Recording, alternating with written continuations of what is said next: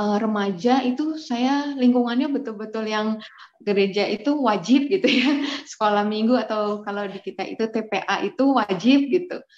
Itu kemudian menghafalkan ayat-ayat juga itu wajib gitu di keluarga gitu ya. Kemudian beranjak remaja saya aktif melayani juga gitu, mulai dari penerima tamu aja mungkin gitu atau yang bantu-bantu ngajar yang sejenis TPA-nya itu ya gitu, sekolah minggu namanya. Kemudian udah dewasa itu dipertemukannya juga dengan suami itu di gereja juga. Beliau dari tadinya pemain musik, kemudian sekolah teologi, dipercayakan jadi hamba Tuhan ya gitu. Dan mau nggak mau saya dampingi beliau juga gitu.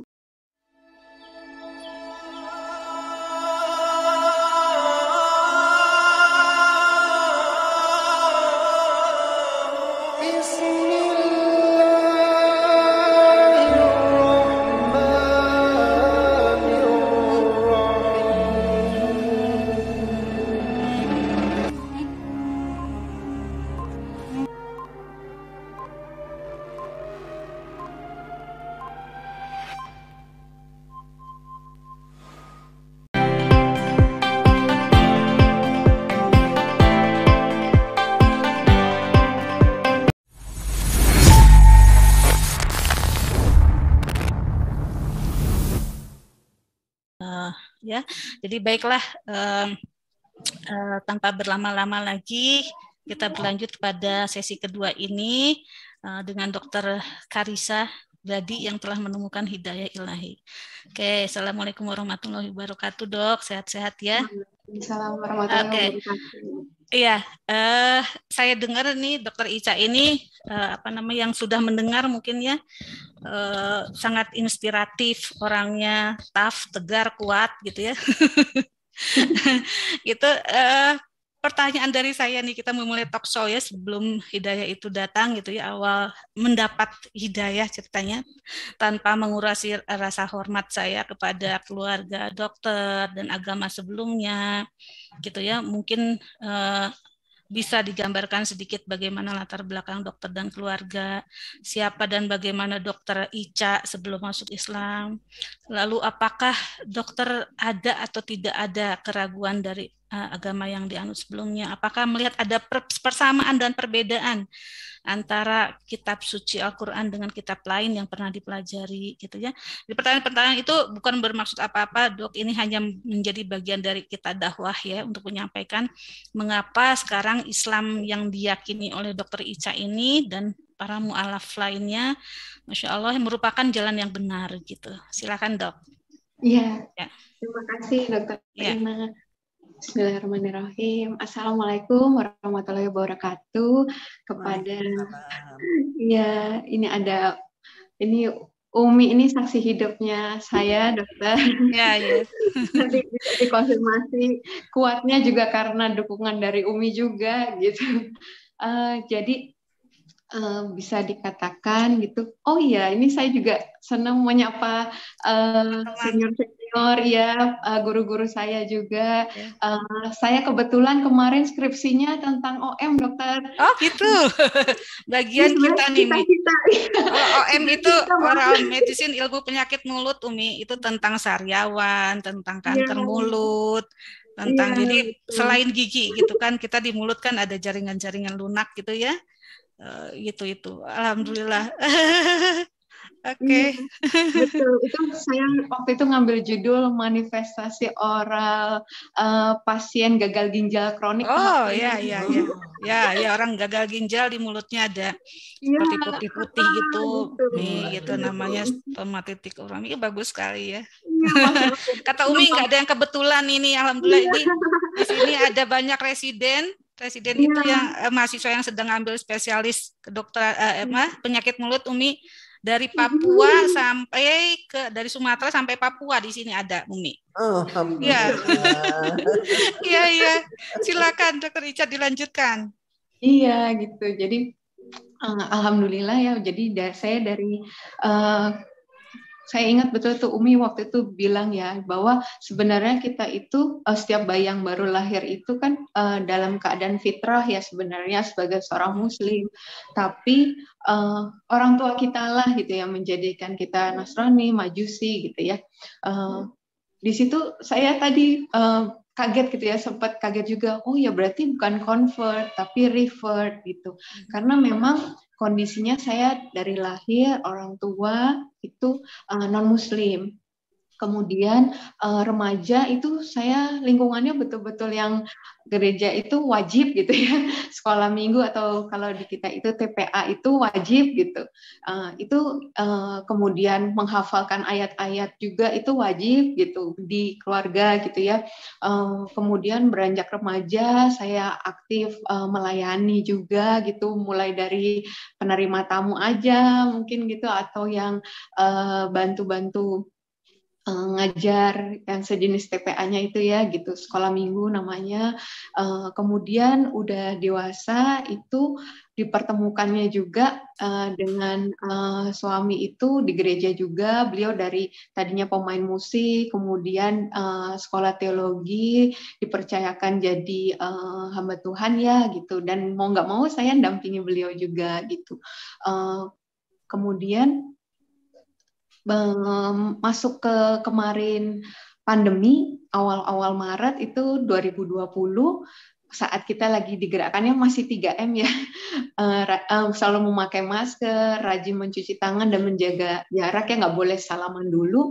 Nah itu entah kenapa itu saya melihatnya kok hari-hari ini kita seperti orang Islam ya. Waktu itu saya nggak sengaja ketemu perempuan Muslim yang memakai niqab gitu di kantor di Balai Kota di dekat Masjid Fathahillah itu. Saya cerita yang biasanya saya terus terang mohon maaf memandangnya sebelah mata ya, yang berpenampilan seperti itu, hari itu seperti Allah begitu memuliakan wanita ini gitu, sampai saya bilang iya ya, saya lihat beliau nggak mau salaman, ketemu temannya yang bukan mahram itu nggak mau jabat tangan gitu. Kok kita kayak gitu ya? Kok ajaran yang sudah ada dari lebih dari 14 abad lalu kok hari ini kita lakukan gitu kan? Bahkan kalau kita kayak gerakan wudhu kita itu kalau kita masuk OKA mirip banget gitu kan, gitu ya, yang WHO baru tetapkan kapan gitu ya, tahun 1900-an mungkin ya, itu tapi di Al-Quran sudah dijelaskan bahwa caranya cuci tangan itu dari sini ke sini gitu ya, bukan sebaliknya gitu. Masya Allah gitu. Jadi dari situ sih muncul ketertarikan untuk manfaat wudhu apa yang dibersihkan apa aja. Terus kan sempat juga ada artikel waktu corona itu seorang dokter bilang kalau sebenarnya virus corona itu nggak langsung masuk ke dalam tubuh kita, tapi 3-4 jam ada di rongga hidung kita mungkin atau di yang lainnya. Nah terus kalau kita bisa jaga wudhu ya 3-4 jam itu insya Allah gitu. Sampai dibilang dokter itu katakan mungkin orang Islam orang yang terakhir kena corona bilang gitu. Jadi saya masa sih gitu ya. Terus sampai saya cari-cari emang sholatnya jam berapa aja sih? Oh ya ada subuh. Terus tapi kan ke zuhur jauh lebih dari 3-4 jam. Saya baru temukan lagi oh ada duha gitu di antara subuh dan zuhur gitu. Kemudian ada asar, ada maghrib, ada isya. Oh deket maghrib sama isya cuma sejaman gitu kan. Terus kan jauh lagi tuh isya ke mana ke subuh gitu. Kan bisa kena lagi saya mikir gitu. Enggak, ternyata ada lagi sholat witir, ada sholat tahajud gitu ya, belum sholat sunnah lainnya. Jadi di situ saya mulai tertarik. Kemudian saya tertarik manfaat gerakan sholat gitu. Saya pikir cuman yang sujudnya aja gitu kan, kita udah sering dengar kalau aliran darahnya langsung ke otak itu jarang sekali. Kalau kita mungkin nggak bersujud ya 24 jam mungkin nggak ada aliran darah langsung ke otak gitu. Tapi Masya Allah gitu, ternyata lebih dari itu gitu. Ternyata duduknya aja itu ngaruh ke sistem reproduksi dan sebagainya. Jadi berawal dari situ ya, lebih ke manfaat medis dokter. Tapi belum ke sampai fadilah keutamaannya gitu. Tapi iya. Keren banget ya gitu. Lebih ke situ. Insya Allah. Ya, jadi sebetulnya saya pribadi juga mikir setelah pandemi ini gitu ya, dulu pernah ada teman saya yang pakai niqab gitu ya, pakai cadar, apa namanya, kalau ke pasien bagaimana ya, kalau ini bagaimana ya gitu. gitu. Jadinya tapi setelah pandemi ini loh kok justru kita dipaksa istilahnya gitu dalam tanda kutip untuk Betul, seperti teman-teman seperti ini gitu ya. betul, Jadi ya itulah Allah menunjukkan kekuasaannya. Jadi betul. Dokter Ica subhanallah apa namanya hidayahnya dari situ berawal ya dok. Jadi di pandemi ini awal pandeminya, oh, Masya Allah. Jadi dokter nggak ada maksudnya apakah belum melihat ya persamaan perbedaannya antara Islam dengan agama lainnya di awal-awal gitu belum ya dok? Belum, Apa belum, ada dokter. keraguan gitu belum Ya, nggak ada ya? belum, Oh belum. ya Jadi ya ya sempat cuman mungkin sepanjang seingat saya gitu ya, waktu ya. kecil dengan orang tua saya sempat tanya, waktu sudah menikah pun saya suka diskusi sama suami juga gitu Hmm. kan. Kebetulan kan kalau dari suami dan keluarganya itu sekolah teologi, jadi buku-buku Islamologi, Hmm. Al-Quran maupun kitab-kitab Hmm. lain tuh ada di rak buku gitu ya. Hmm. Terus kita juga kadang diundang juga, ayo ikut gitu kan kelas Islamologi dan sebagainya. Tapi Hmm. saya tuh kayak waktu dulu tuh kayak nggak benci dengan Islam, tapi tuh lebih ke apa ya, nggak mau tahu lah Dislike gitu. gitu kayak Umi tadi ya jadi Udah, dislike gitu ya mungkinnya karena emang iya, dengar banyak berita gitu ya dok ya. Jadi like and dislike apa bagian ya lebih lebih lebih ke ke yakin aja dengan iya dengan ya yang sebelumnya, jadi ya kayak nggak ngapain belajar yang lain gitu. iya iya Waktu itu seperti itu ya, mungkin ya betul ya dibilang di Al-Quran juga kan, kalau maksudnya sebenarnya kebenaran itu udah ada, cuman mungkin hmm, mata saya masih ditutup, hati saya ya ditutup, telinga saya ya ditutup gitu. Jadi kayak hmm, kayak nggak ngerasa kalau dibilang hmm, kalau saya menyembah apa mungkin dibilang eh, nggak menyembah Allah yang satu gitu ya, hmm. nggak ngerasa gitu gitu Iya kayaknya kayak iya gitu gitu ya. iya iya dan dan dan waktu itu baru di situ saya sering tanyanya adalah ini dokter, kalimatnya bagaimana kita tahu kalau agama kita ini tuh benar benar gitu. iya Saya bilang betul itu betul kok yakin banget kalau agama kita ini yang paling benar gitu, gimana kalau hmm. ternyata ujungnya salah. Itu yang sering jadi pertanyaan saya seingat saya waktu itu. Baru Ya. kemudian saya lumayan 2 minggu dokter, ada yang bilang cepet banget gitu ya. 2 minggu Hmm. itu saya memutuskan pertama ke mualaf center dulu. Hmm. Mualaf center itu saya ceritakan ketertarikan saya tadi gitu ya, sama sekali belum belajar.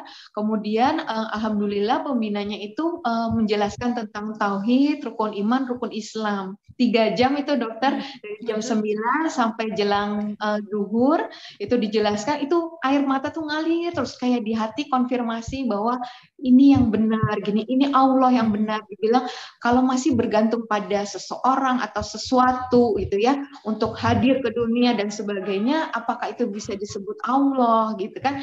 Terus kalau Allah itu kan harus apa ya, bebas dari semua sifat-sifat makhluk gitu ya. Hmm. Jadi berbekal cuma 3 jam itu, kebenaran tauhid itu, saya kayak mantap gitu dokter Ya, untuk ya. bersyahadat gitu. Walaupun memang di akhir itu pembina bilang nanti kalau dokter udah belajar lebih yakin mau diulang di masjid dengan saksi yang lebih banyak silakan. Tapi nggak tahu hari itu ada keyakinan bahwa ini juga udah formal kok, udah di hadapan Allah gitu. Ya, Jadi ya. yang nggak ada no turning back lagi gitu ya Insya dok ya Allah, untuk ya. itu. Jadi setelah itu baru habis ini gimana Ya. gitu. I- Cuman mikirnya ya Iya. udah, berarti udah dikenakan kewajiban sholat. Jadi sholat itu Ya, yang harus kita perjuangkan gitu. ya, ya, ya. Kira-kira Jadi